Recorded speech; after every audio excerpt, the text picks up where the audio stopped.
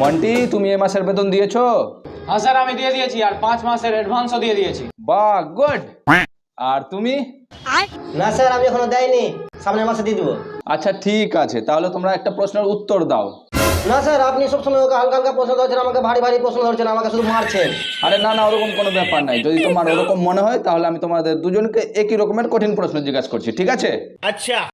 মন্টি বেটা, তুমি বলো তো শিবাজির পুরো নাম কি? স্যার রজনীকান্ত। Good, excellent.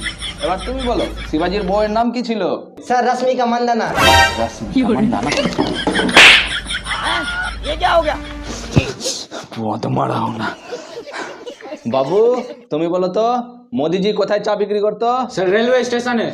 বাহ বাহ, good, very good, very good. এবার তুই বল মোদিজি কোন কোম্পানির চা পাতা ব্যবহার করতো? মারাও না, চোটটা সব সময় তো খেলতে থাকে, কখনো পড়াতে একটু ধ্যান নেই। মন্ডি বেটা বলো তো একটা ট্রান্সলেশন। আমি যাচ্ছি। Sir I am going. বাহ, গুড। তুমি তো মনে হচ্ছে আবার টপ করবো, আমাকে লাড্ডু খাওয়াবে কিন্তু, ঠিক আছে? আচ্ছা এবার তুই বল ও কোথায় যাচ্ছে, কি করতে যাচ্ছে, কেন যাচ্ছে, কবে আসবে, কখন আসবে, তুই বেতন কেন দিস নি, কবে দিবি, কি খেয়েছিস, ও কি খেয়েছিল, ট্রান্সলেট কর।